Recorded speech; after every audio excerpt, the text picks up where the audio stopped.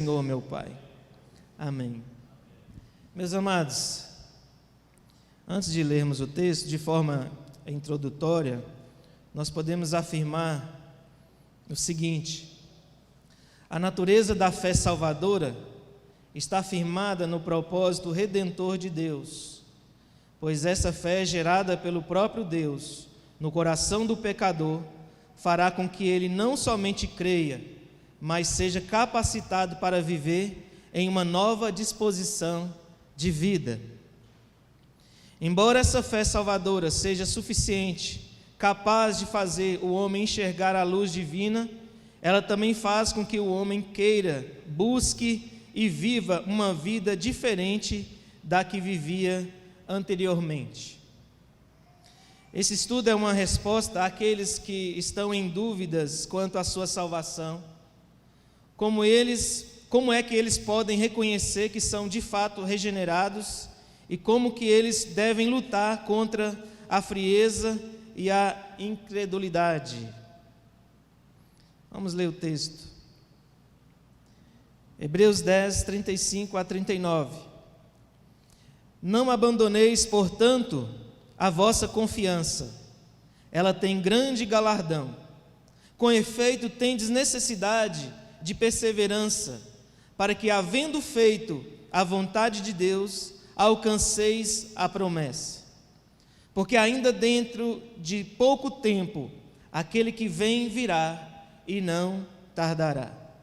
Todavia o meu justo viverá pela fé, e se retroceder, nele não se compraz a minha alma. Nós, porém, não somos dos que retrocedem para a perdição. Somos, entretanto, da fé para a conservação da alma. Eu achei interessante esse pequeno texto aqui do Franklin Ferreira, quando ele tem um livro, fala sobre o credo apostólico. Ele diz o seguinte: o que nos motiva dia a dia a levantarmos de nossas camas para vivermos vida digna? Qual é a motivação dos incrédulos, de homens e mulheres que não têm Deus nem Jesus Cristo em sua vida, para se levantarem diariamente de suas camas e irem ao mundo? Trabalhar, amar o cônjuge, cuidar de filhos. Qual é a motivação daqueles que não creem no Pai, no Filho e no Espírito, a viver vidas significativas? Que não creem, Não creem no Pai, no Filho e no Espírito, a viver vidas significativas. Para os incrédulos, o mundo precisa ser uma piada sórdida ou mortal, pois para o incrédulo, o mundo é um labirinto sem saída. Ele não tem nenhuma esperança de justiça, não tem nenhuma justificativa para o amor, a beleza ou a bondade. E então, para os que creem, o que os motiva a levantar com alegria de manhã para viver o dia que o Senhor fez, a demonstrar o amor ao cônjuge, a cuidar e proteger os filhos?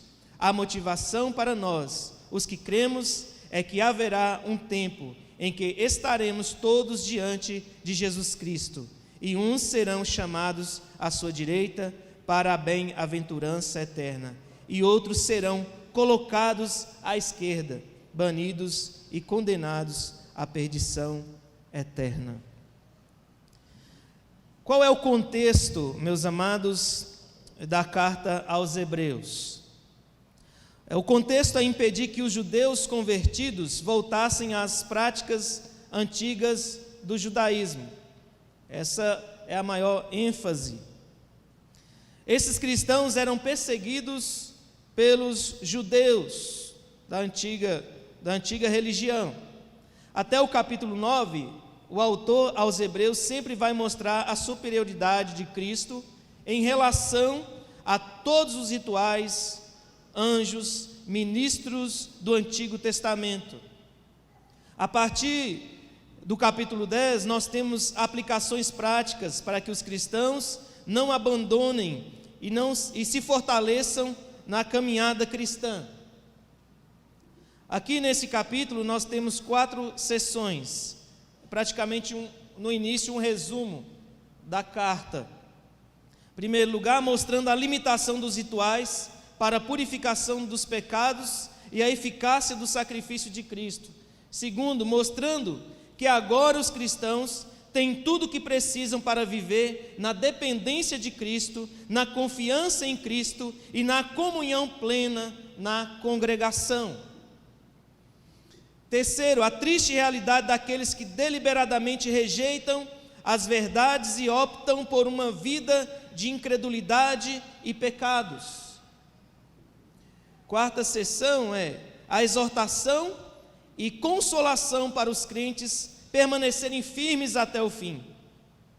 E ela está desenvolvida da seguinte forma: colocando diante deles a nova condição depois do encontro com Deus, colocando diante deles o preço já pago por obedecerem e seguirem a Cristo, colocando diante deles todo o sacrifício já oferecido a Cristo em favor dos encarcerados e considerando também as perdas já sofridas por causa do Evangelho, colocando diante deles que há recompensa para os que permanecem confiantes no Senhor, realçando a necessidade de perseverar, afirmando que o dia da recompensa está próximo e, por último, mostrando que o único poder que poderá nos sustentar até o fim é a fé.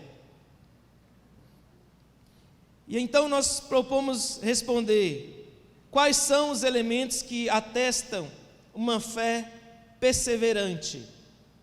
Eu conversei com um rapaz essa semana e eu tinha por certo que ele estava firme, né? Firme na fé, produzindo muitos frutos para o Senhor. Aconteceu uma situação muito delicada em sua vida, no seu casamento, mas quando eu tive contato com ele pessoalmente, ele demonstrava muita maturidade, muita firmeza na fé cristã. E eu dizia comigo mesmo, né, que esse rapaz com certeza daria muitos frutos para o reino de Deus, apesar de tudo aquilo que estava acontecendo com ele. Porém, para minha surpresa, ele estava totalmente esmorecido na fé, totalmente desanimado, longe da igreja. Ele mora em outro estado, a igreja é um pouco distante da sua casa, mas ele estava vivendo nessa condição. E o pior de tudo é que ele tinha consciência, muita consciência e clareza a respeito daquela situação que ele estava vivendo e que não poderia ser assim. Mas a conclusão que ele tinha é que provavelmente ele não era um cristão. Olha, pastor, eu acho que eu não sou um cristão, eu acho que eu não entendi o Evangelho. Isso por conta de tudo aquilo que ele estava vivendo naquele momento, né? Está vivendo em incredulidade, em apatia espiritual, em distanciamento da igreja, não consegue lutar contra os pecados, não consegue vencer, triunfar sobre os pecados, não consegue uma constância na vida de oração, na leitura da palavra de Deus, não consegue produzir frutos, não consegue dar resposta ao mundo acerca da sua esperança. E eu acho que pode ser a situação de muitas pessoas que estão dentro das igrejas. Provavelmente dentro da nossa igreja, nesse corpo, comunidade reformada, possamos ter irmãos, jovens, homens e mulheres, adultos, que estão vivendo dentro desse contexto. Mas então, meus irmãos, nós vamos tentar trabalhar aqui sobre a fé perseverante, de forma que nós possamos fortalecer o nosso coração e caminharmos progredindo em direção a Cristo, em direção à glória eterna. Quais são os elementos que atestam uma fé perseverante? Em primeiro lugar, uma fé perseverante, ela é comprovada pela esperança da grande recompensa. Olha o que diz aí no versículo 35: não abandoneis, portanto, a vossa confiança, ela tem grande galardão. A pessoa que é salva, a pessoa que é regenerada, dentro do seu coração existe uma expectativa latente da grande recompensa que ele vai receber das mãos do Senhor. E essa recompensa o motiva para caminhar com firmeza, para caminhar altaneiramente, determinado na caminhada cristã, sem vacilar, sem olhar para trás, olhando para o autor e consumador da sua fé, olhando para o recompensador, porque ele tem grande galardão. Em primeiro lugar, é justo que o cristão espere coisas superiores. Nós fomos regenerados, nós recebemos a salvação, mas ainda não alcançamos em sua plenitude. E por isso que nós, confiantes na palavra de Deus, alicerçados na palavra de Deus, nós vamos prosseguir caminhando com toda disposição, alegria, com toda confiança. Se é evidente para aquele que foi salvo que o mundo jaz no maligno e que ele foi transportado do reino das trevas para o reino do Filho do seu amor, ele precisa agora ser preenchido da nova e grande expectativa dos novos céus e da nova terra. Ele já não olha para o mundo com expectativas do mundo, ele olha para as verdades reveladas com expectativas na glória que há de vir, no mundo que há de vir. Em 1 Coríntios 15, 19, eu coloquei os textos aí, tá? O que diz? Se a nossa esperança em Cristo se limita apenas a esta vida, somos os mais infelizes de todos os homens. E há um problema muito sério aqui, meus irmãos, com a falsa conversão, porque normalmente ela está interessada com as coisas dessa terra. E quando nós somos salvos, nós somos transformados para a glória do Senhor, nós vivemos agora com um olhar em outro local. Nós vivemos agora com os olhos nos céus, na glória vindoura. Nós vivemos agora com expectativas espirituais. Embora estamos na terra, nós agora olhamos para as coisas elevadas. Nós esperamos um corpo glorificado, nós esperamos a glória eterna, nós esperamos a morada celestial, nós esperamos o paraíso de Deus, nós esperamos a coroa da vida, nós esperamos o maná escondido, nós esperamos um novo nome, autoridade sobre as nações, esperamos vestes brancas, esperamos que o nosso nome seja confessado por Jesus Cristo diante do Pai, esperamos assentar com Cristo no seu trono, esperamos a comunhão plena, segura e definitiva com a Trindade Santa, esperamos a paz e alegrias para todos sempre. Essa é a visão do cristão transformado, regenerado. E aí eu pergunto, por que as frustrações da vida têm ofuscado a nossa visão acerca dessas grandes maravilhas que tem para todos aqueles que creem? Segundo lugar, não existe recompensa sem sacrifício. Muito provavelmente, tenhamos que lembrar que quando decidimos andar pela fé, estávamos conscientes que a condição para a verdadeira vida era que todos os dias nos disporíamos para a morte, ou seja, sempre a negar a nós mesmos. Se nós queremos a recompensa, se nós vivemos na expectativa dessa recompensa, desse grande e precioso galardão, nós devemos imaginar e nós devemos nos firmar nessa ideia, nesse propósito de vida, que devemos sempre negar a nós mesmos, como diz Mateus 16, 24 e 25. Se alguém quer vir após mim, a si mesmo se negue, tome a sua cruz e siga-me. Porquanto quem quiser salvar a sua vida, perdê-la. E quem perder a vida por minha causa, achá-la. Terceiro, nenhum esforço pode ser superior à recompensa. Nós devemos nos esforçar, nós devemos negar a nós mesmos, mas aquilo que o Senhor tem reservado para nós é infinitamente maior do que o nosso próprio esforço, do que aquilo que nós depositamos diante dele como oferta e sacrifício. Porque todas essas vitórias foram compradas pelo precioso sangue do nosso Senhor Jesus Cristo. Marcos 10, 28 a 30, diz o seguinte: então Pedro começou a dizer-lhe: eis que nós tudo deixamos e te seguimos. Tornou Jesus: em verdade vos digo, que ninguém há que tenha deixado casa, ou irmãos, ou irmãs, ou mãe, ou pai, ou filhos, ou campos por amor de mim, e por amor do Evangelho, que não receba já no presente o cêntuplo de casas, irmãos, irmãs, mães, filhos e campos com perseguições, e no mundo por vir a vida eterna. A fé perseverante, meus irmãos, ela sempre guiará o cristão em busca das maiores riquezas.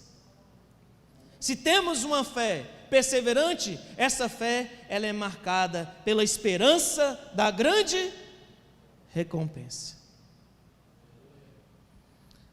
Olha só o exemplo de Moisés, Hebreus 11, 24 a 26. Pela fé, Moisés, quando já homem feito, recusou ser chamado filho da filha de Faraó, preferindo ser maltratado junto com o povo de Deus, a usufruir prazeres transitórios do pecado, porquanto considerou o opróbrio de Cristo por maiores riquezas do que os tesouros do Egito, porque contemplava o quê? O galardão.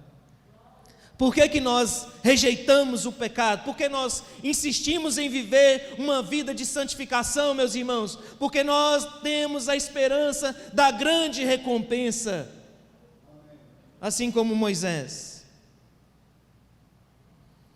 Hebreus 12, a parte B do versículo 1 e o versículo 2, diz o seguinte: desembaraçando-nos de todo o peso e do pecado que tenazmente nos assedia, corramos com perseverança a carreira que nos está proposta, olhando firmemente para o autor e consumador da fé, Jesus, o qual, em troca da alegria que lhe estava proposta, suportou a cruz, não fazendo caso da ignomínia, e está assentado à destra do trono de Deus. Meus irmãos, o próprio Senhor Jesus Cristo, ele resistiu até o fim, ele suportou tudo que deveria suportar, porque ele sabia que estava aguardado para ele a recompensa, alegrias maiores, que era fazer a vontade do Pai, a alegria que estava proposta para Cristo. E ele mesmo disse: a minha alegria, a minha vontade, o meu prazer é fazer a vontade do meu Pai. Essa deve ser também a nossa motivação. Qual que é a sua motivação? Fazer sua própria vontade ou fazer a vontade do Pai? Quando nós nos dispomos a fazer a nossa própria vontade, nós estamos mostrando que nós não morremos. Nós não fomos crucificados. Nossas paixões, nossos anseios, nossos medos e temores, toda a nossa carne foram crucificados na cruz do Calvário. E agora nós devemos viver na expectativa de Cristo, com a expectativa de Cristo. E a pergunta que fecha esse primeiro ponto é: você tem desejado receber a grande recompensa? Por que você corre? Por que você ora? Como é que o mundo diz para nós? Por que você está nessa trilha? Por que você está nessa caminhada? Você é louco? Você é cego? Não. Eu sei para quem eu devo viver. E eu sei onde eu devo andar. E eu sei quais devem ser as minhas escolhas. E eu não quero que nada impeça receber das mãos do Senhor a minha recompensa. Com efeito, tendes necessidade de perseverança, para que, havendo feito a vontade de Deus, alcanceis a promessa. Versículo 35: não abandoneis, portanto, a vossa confiança, ela tem grande galardão. E agora, em segundo lugar, meus irmãos, uma fé perseverante, ela é comprovada pela certeza e expectativa do retorno eminente do recompensador. Diz aí no versículo 37: porque ainda dentro de pouco tempo aquele que vem virá e não tardará. Não haveria nenhuma esperança para nós se o dono das promessas não pudesse cumpri-las. E por isso, meus irmãos, que não somente ansiamos, desejamos as promessas do Redentor, mas como nós desejamos e ansiamos pelo próprio Redentor, por aquele que fez as suas promessas. O nosso galardão, antes de mais nada, é o próprio galardoador, é o próprio Senhor, é o Rei das nossas vidas, é o Rei das nossas almas. Se Ele não pudesse cumprir as suas promessas, nós estaríamos perdidos.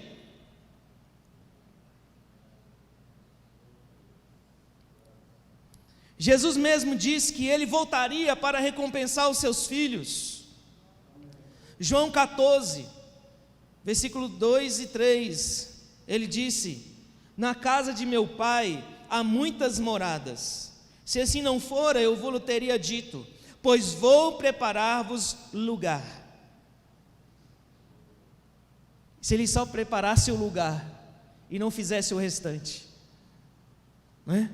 E quando eu for e vos preparar lugar, voltarei e vos receberei para mim mesmo, para que onde eu estou, estejais vós também.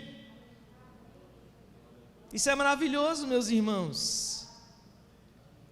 Nós devemos, que se temos uma fé perseverante, nós devemos viver com essa expectativa da volta do Senhor, daquele que fez as suas promessas.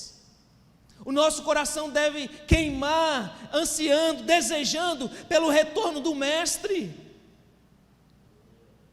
porque é com Ele, por meio dEle e através dEle que nós conseguimos todas as coisas que Ele mesmo prometeu. Só Jesus pode cumprir. Ele veio como foi prometido, nós sabemos disso. Era uma promessa para os antigos, mas Ele se revelou, e o Verbo se fez carne, e habitou entre nós. Ele morreu como foi prometido, Ele venceu a morte como foi prometido, Ele nos libertou do império das trevas, e Ele subiu aos céus, diante dos olhos dos discípulos, e Ele voltará. Nós devemos viver com essa sede de Deus, com essa sede do retorno de Deus, porque se isso não acontecer, meus irmãos, com certeza nós iremos naufragar. Se a nossa esperança não é a pessoa da promessa, nós iremos morrer. Se nossas motivações, nossos desejos e anseios não estão baseados naquele que é o recompensador, o galardoador, nós não iremos ser motivados a mais nada nessa terra, a não ser para o mal, para o pecado, para as trevas, para a destruição. Em 1 Tessalonicenses 4, 16 a 18, porquanto o Senhor mesmo, dada a sua palavra de ordem, ouvida a voz do arcanjo, ressoada a trombeta de Deus, descerá dos céus, e os mortos em Cristo ressuscitarão primeiro. Depois nós, os vivos, os que ficarmos, seremos arrebatados juntamente com eles entre nuvens, para o encontro do Senhor nos ares, e assim estaremos para sempre com o Senhor. E ele termina dizendo: consolai-vos, pois, uns aos outros com estas palavras. Você quer uma consolação para o seu problema, para a sua angústia? O Redentor voltará, o Rei dos Reis voltará, Ele nos dará todas as coisas prometidas, Ele vai trazer a plenitude das suas promessas. Glória a Deus. Segundo, irmãos, ainda que pareça demorada a volta do recompensador, nós devemos aguardá-la como se fosse iminente o seu retorno, porque ainda dentro de pouco tempo aquele que vem virá e não tardará. Apocalipse 22, 11, parte B e versículo 12. Olha o que diz a palavra do Senhor, fala tanto para os ímpios como para os justos, mas essa parte é para os justos. O que diz? Vamos ler juntos? O justo continue na prática da justiça, e o santo continue a santificar-se. E eis que venho sem demora, e comigo está o galardão que tenho para retribuir a cada um segundo as suas obras. O Senhor vem, a sua volta, o seu retorno é iminente, Ele pode vir a qualquer momento. Você não pode agendar a volta do Senhor para daqui a um ano, até você resolver a sua vida, até você se consertar, até você mudar a sua forma de ser, de viver, do seu casamento, seus relacionamentos, a sua prática espiritual. É hoje deve ser o dia em que nós decidimos a mudar de vida, porque nós temos a expectativa, nós temos a consciência de que o Senhor pode vir a qualquer momento. Ele pode vir hoje para você, Ele pode vir hoje para todos nós. Terceiro lugar, o que faz da recompensa riqueza sem igual, não é somente o que ela pode nos proporcionar, mas aquele que a traz consigo. Olha só o que diz em Salmo 73, 25, 26. Quem mais tenho eu no céu? Não há outro em que eu me compraza na terra. Ainda que a minha carne e o meu coração desfaleçam, Deus é a força do meu coração e a minha herança para sempre.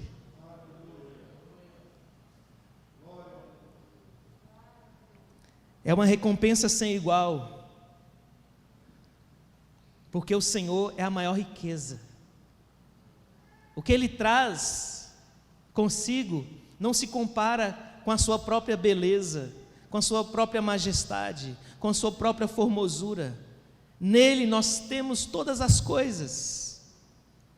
Por isso, meus amados irmãos, nós já, como cristãos, nós já experimentamos essa segurança pela fé, que temos todas as coisas nele. Todas as coisas. Ele é tudo que nós precisamos, Ele é o nosso sustentador, Ele é o nosso ajudador. Ele se doou por nós, Ele se entregou na cruz por nós, Ele padeceu por nós, Ele já fez absolutamente tudo que nós realmente precisamos.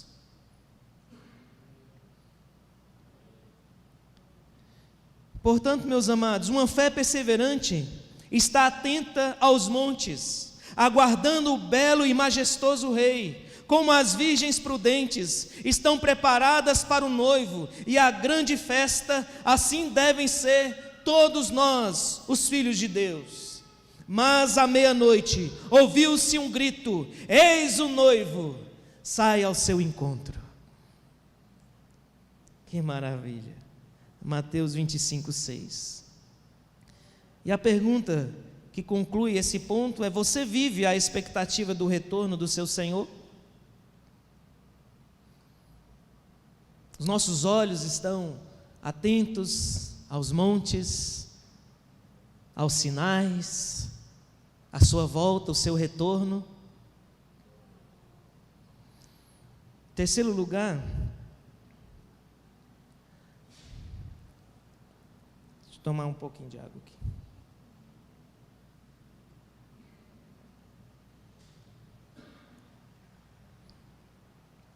Uma fé perseverante, ela é marcada pela resposta de uma natureza justa, ou seja, de uma natureza transformada, de uma natureza vivificada. No versículo 38: todavia, o meu justo viverá pela fé, e se retroceder, nele não se compraz a minha alma. Se nós vivemos uma fé perseverante, nós devemos estar colhendo resultados dessa fé perseverante. Nós devemos estar demonstrando para as pessoas que a nossa fé é perseverante, que a nossa fé é alicerçada nas verdades que nós já ouvimos, guardamos em nosso coração e somos movidos por essas verdades. Primeiro, uma natureza justa não pode aceitar viver uma vida incompatível com a fé que a justificou. Veja só o tamanho da incoerência. O poder que nos salvou, o poder que nos justificou, deve trazer consigo também os frutos. Esse poder deve se manifestar em nossa vida prática. Essa fé nos convoca a viver uma vida superior, conforme Colossenses 3, 1-4. Essa fé nos convoca a viver no Espírito, conforme Gálatas 5,16. Essa fé não pode se conformar com esse século, conforme Romanos 12:2. Essa fé não se sustenta na dependência do homem, mas sempre na dependência de Deus, do Senhor Jesus Cristo. João 15:5. Essa fé não se acomoda, mas sempre se renova. Efésios 4:23. Essa fé não se conforma, mas sempre se transforma. Efésios 4:24.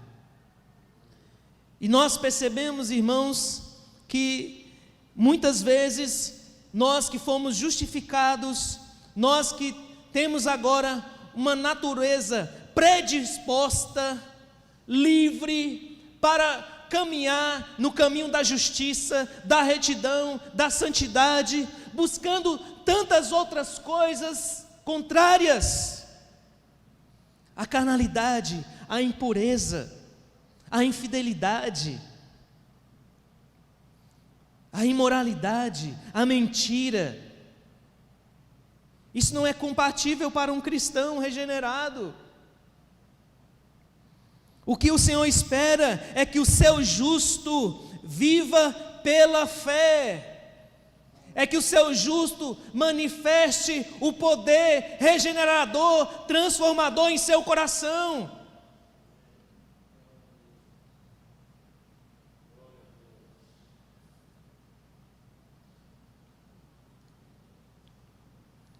Segundo, uma natureza justa vive para satisfação e prazer de Deus. Um homem que nasceu de novo vive sempre para o agrado de Deus, conforme nós podemos ver em 2 Timóteo 2:4, que diz: Nenhum soldado em serviço se envolve em negócios dessa vida, porque o seu objetivo é satisfazer aquele que o arregimentou. Veja, meus irmãos, que o Senhor, Ele nos salvou não para vivermos uma vida conforme nossos próprios corações.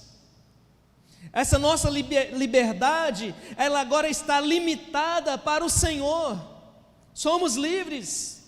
O Senhor abriu os nossos olhos, mas no mesmo tempo nós somos escravos dele, porque a nossa vida pertence ao Senhor, a nossa vida pertence ao justificador, e ela deve ser vivida para ele.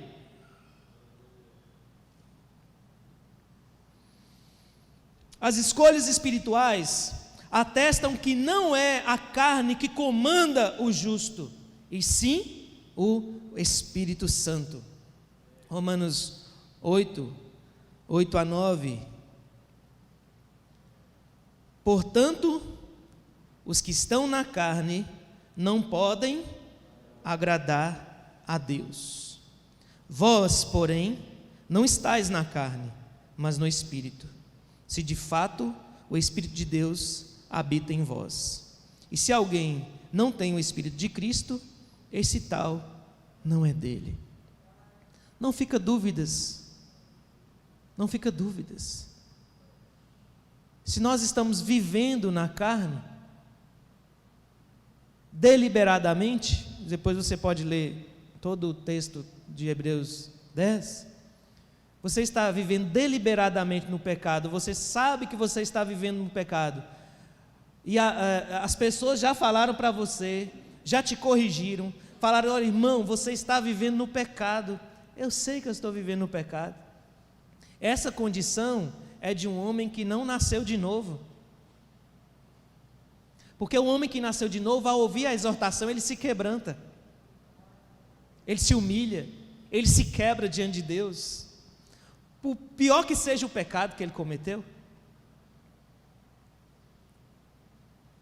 Não podemos classificar aqui pecados, porque o que devemos classificar é se o coração é de Deus ou se não é de Deus. O coração de Deus, embora tenha cometido certo pecado, quando ele recebe a exortação, quando ele recebe a advertência, ele se quebranta. Ai de mim que estou perdido, ai de mim que sou pecador, sê propício a mim, Senhor, sê propício a mim. Mas o coração endurecido, ele recebe a advertência e volta para a prática do pecado, e volta para o seu ninho, volta para o seu comodismo, volta para a razão da sua esperança.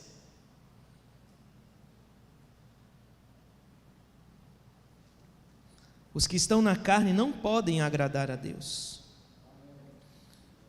E aí ele diz: vós, porém, não estáis na carne, vocês que foram justificados, você que agora é justo do Senhor, você tem o Espírito Santo, que te conduz a viver no próprio Espírito.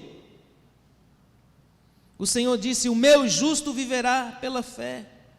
Viver pela fé é uma escolha que o justo deve fazer todos os dias. Por que certas pessoas chegam nessa condição de incredulidade, de frieza e de abandono das suas convicções, outrora pregadas, alicerçadas em seu coração? Porque ele vai se alimentando da mentira, ele vai permitindo que o seu coração vai sofrendo esse endurecimento. Ele não se preocupa, ele vai achando que isso é absolutamente normal, absolutamente natural, e um abismo vai chamando ele para outro abismo.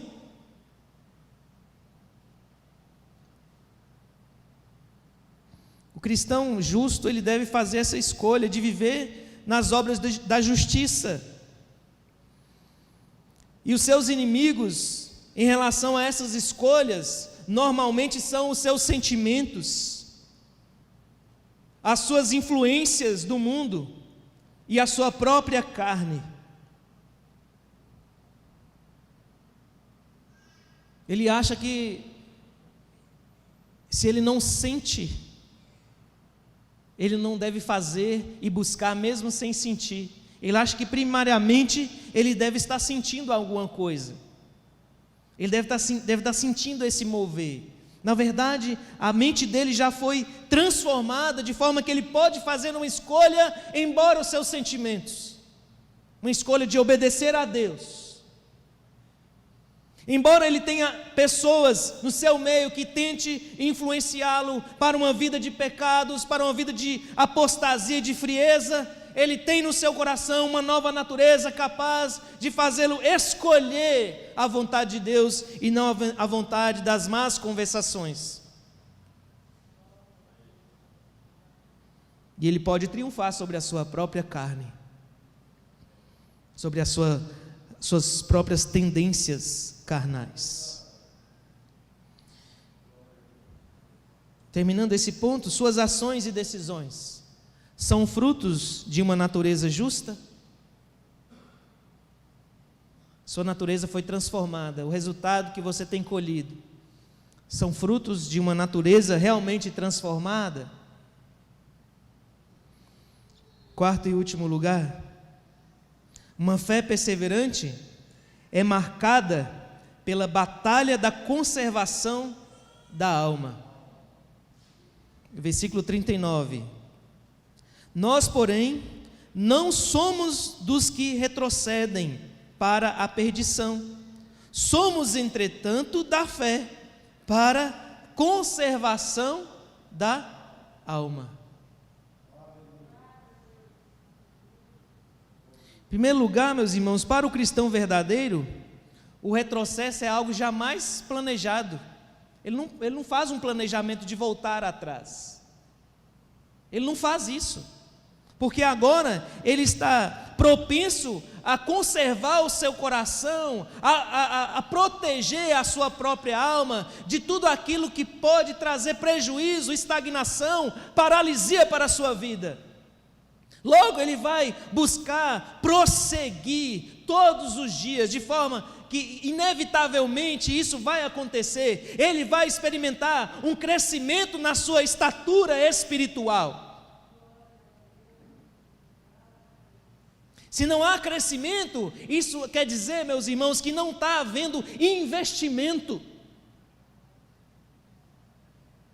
Se não há preservação, isso quer dizer que você não está alimentando os agentes que promovem essa preservação em seu coração, em sua alma.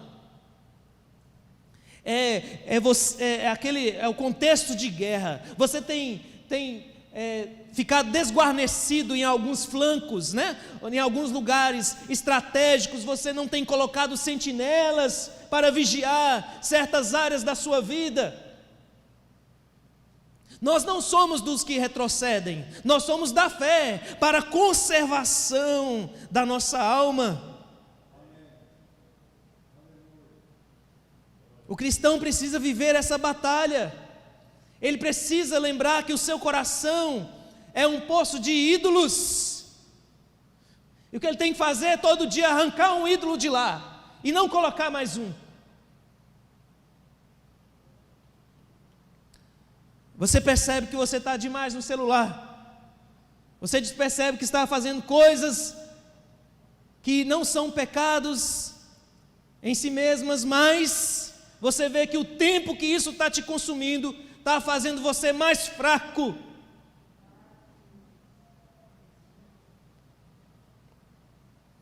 Você vê que não é problema faltar um culto, não tem problema, eu justifico. Mas você percebe que o próximo culto você já não está tão forte como você deveria estar se você não tivesse perdido. Porque simplesmente houve uma negligência. E não só uma condição justificável. Você decide não orar. Mas hoje eu não vou orar. Mas amanhã você também faz a mesma escolha. Hoje eu também não vou orar. Você não está preservando a sua alma. Você não está lutando para a preservação da sua alma. Para o cristão, como eu disse, o retrocesso é algo jamais planejado, porque ele é uma nova criatura, 2 Coríntios 5,17. E assim, se alguém está em Cristo, é nova criatura, e as coisas antigas já passaram, eis que fizeram novas. Segundo, porque o estado de uma vida de escolha de pecados poderá torná-lo pior do que antes de ter ouvido a verdade. É o que Pedro diz na segunda carta, capítulo 2, 20 a 22.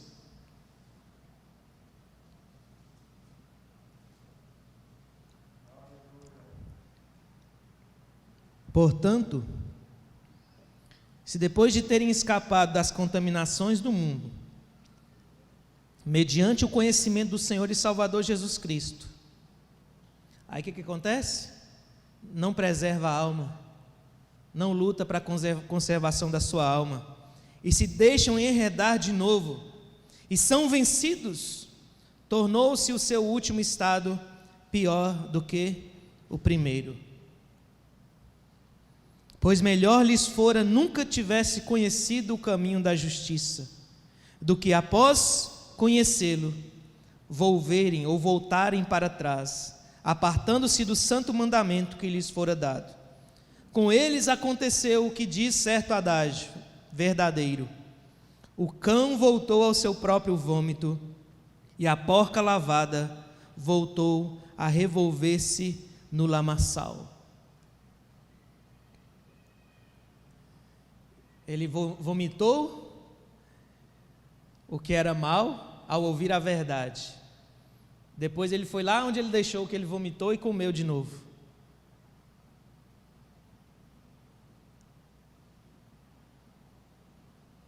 É triste, mas é o que acontece.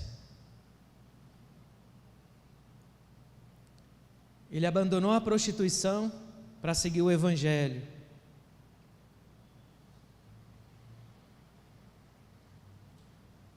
Ele deixou de guardar o seu coração, de se alimentar da verdade. A tendência é dele voltar novamente para aquelas práticas e ficar pior do que antes. Agora com o coração endurecido, agora resistindo à palavra de Deus. Antes ele não conhecia, mas agora ele conhece. E o seu estado é pior, por causa da consciência. Segundo, todas as ações do cristão movidas pela fé asseguram a sua salvação ou confirmam a sua salvação. 2 Pedro 1, 8 a 10, Pedro disse: porque estas coisas, as virtudes de uma vida cristã, uma vida de fé, porque essas coisas existindo em vós, e em vós aumentando, fazem com que não sejais nem inativos nem infrutuosos no pleno conhecimento de nosso Senhor Jesus Cristo. Por isso, irmãos, procurai com diligência cada vez maior confirmar a vossa vocação e eleição, porquanto procedendo assim, não tropeçareis em tempo algum. Aí quando eu falo crente que não trabalha dá trabalho, você pega esse texto. Crente inativo é um crente morto. Crente ativo é um crente alicerçado na fé, que conserva a sua alma e prossegue cada vez mais para o crescimento espiritual. Você deve procurar se envolver cada vez mais com a sua igreja. Você deve saber o que você precisa fazer, com que você precisa contribuir com a obra de Deus, sair desse marasmo, sair dessa paralisia. Chamou você para orar, vai lá orar, mesmo que embole as palavras, mesmo que você não saiba nem falar, vai lá e ore. Isso só fortalece você. Mesmo que você fale assim: nossa, não saiu nada, não importa. Primeira vez que me chamaram para orar também não saiu nada, né? Mas a gente tem que nos propor os desafios e caminhar para a vontade de Deus, porque essas coisas, elas servem para nos preservar e nos fazer crescer mais e mais.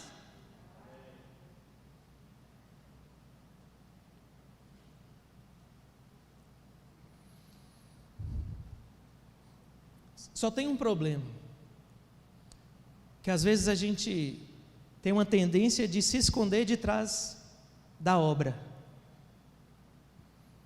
A gente vive numa vida de impiedade, de injustiça, mas se esconde por trás do ofício, por trás do trabalho, por trás da missão. Não é isso que eu estou falando. Você tem que ser um genuíno cristão e mergulhar na obra de Deus, para que você possa ser cada vez mais fortalecido, para que você possa cada vez mais conservar o seu coração, a sua alma. O cristão legítimo é aquele que sempre lutará para que a sua fé jamais se desfaleça, combatendo os inimigos da incredulidade. Ele fará isso buscando se alimentar todos os dias com a palavra de Deus. Todos os dias. Ele fará isso buscando viver uma vida de oração perseverante.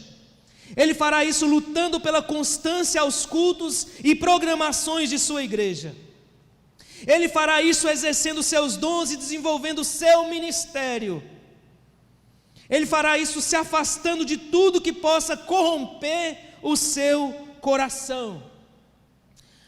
2 Pedro 1,8: porque estas coisas existindo em vós aumentando, fazem, promovem, edificam vocês, com que não sejais nem nativos, nem infrutuosos no pleno conhecimento do nosso Senhor Jesus Cristo. Todo galho que estando em mim não der frutos, o que o Senhor faz? Ele corta e joga fora. Mas se estamos em Cristo, nós devemos produzir, frutificar. Salmos 1, para fechar. Esse texto deve morar no seu coração. Bem-aventurado o homem, o justificado, o eleito de Deus, o santo do Senhor, que não anda no conselho dos ímpios, nem se detém no caminho dos pecadores, nem se assenta na roda dos escarnecedores. Antes o seu prazer está na lei do Senhor, e na sua lei medita dia e noite.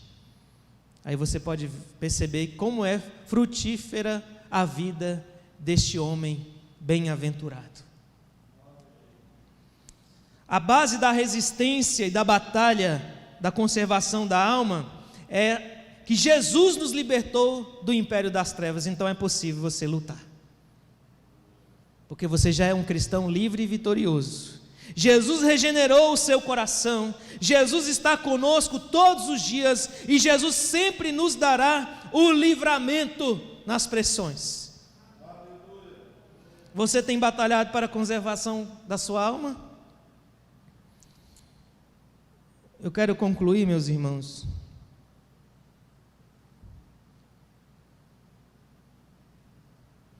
A perseverança dos santos é uma matéria da teologia reformada, dos 5 pontos. E ela tem um sentido lógico por conta dos 4 primeiros tópicos dessa doutrina, que é a depravação total, a eleição incondicional, expiação limitada e a graça irresistível. Essas obras primeiras não acontecem ao custo da frustração de Deus. Elas acontecem porque Deus é vencedor, Deus é vitorioso, e Ele jamais será frustrado. A sua obra é eficaz. E por isso que nós não precisamos ter medo. E por isso que não há outra condição para o verdadeiro eleito senão perseverar até o fim. Senão você não é um cristão. E eu não falo isso para ficar livre de você. Eu falo isso para que você busque o arrependimento e a fé. Eu falo isso para que você continue ficando exposto às palavras de Deus, às palavras de vida. Porque se ela não aconteceu ainda, essa regeneração não aconteceu ainda, a fé salvadora não foi implantada em seu coração, uma hora ela pode chegar para você. Mas você que já a tem, você precisa lutar e batalhar até o fim. A fé e a perseverança são inseparáveis. Elas são as marcas dos antigos cristãos e devem também ser as nossas marcas, as marcas dos cristãos atuais e dos novos cristãos. Ela é comprovada pela esperança da grande recompensa, pela certeza e expectativa do retorno iminente do recompensador, pela resposta de uma natureza justa e pela batalha da conservação da alma. Se a nossa fé não se manifesta em uma constância e progresso, precisamos rapidamente identificar os males que a fazem paralisada. Consulte as suas prioridades. Segundo, consulte suas fontes de alimentação espiritual. Terceiro, consulte o seu próprio coração. Se você não fizer isso, certamente você estará propenso à apostasia, conforme você pode também ver escrito aqui no capítulo 10 de Hebreus. Vamos fechar os nossos olhos e vamos orar.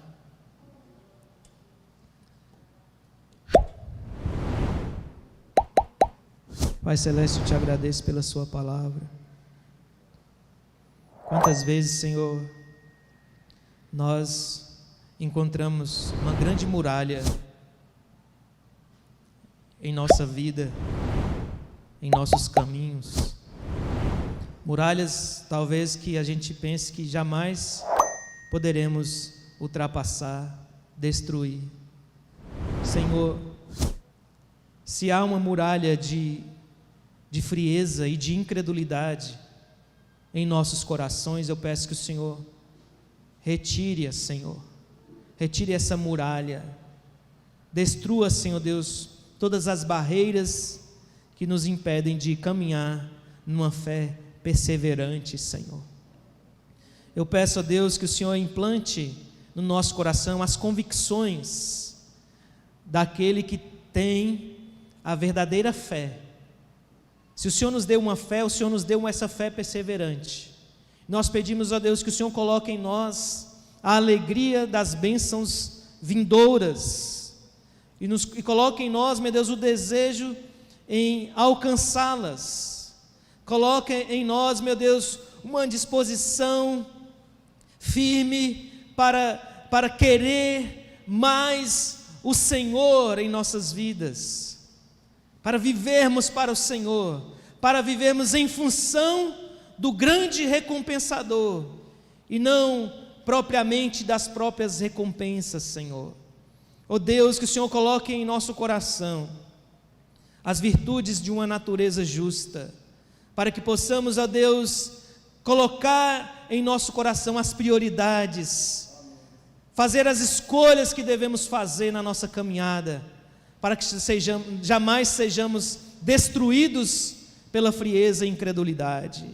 Senhor, que o Senhor possa implantar em nosso coração o prazer do bom combate, de batalhar constantemente, Senhor Deus, sem jamais esmorecer, lutar, Senhor Deus, para prosseguir, para prosperar e para vencer as obras do mundo, as obras da carne, as obras do diabo. Ó Deus, fortalece os filhos do Senhor e nos dê, meu Deus, uma fé ousada e perseverante cada dia mais, Senhor. Nós pedimos ao Senhor, destrua as correntes, ó Deus, que ainda tem nos impedido de prosseguir, de prosperar, de perseverar, Senhor. Em nome do Senhor Jesus, nós confiamos e esperamos no Senhor. Amém.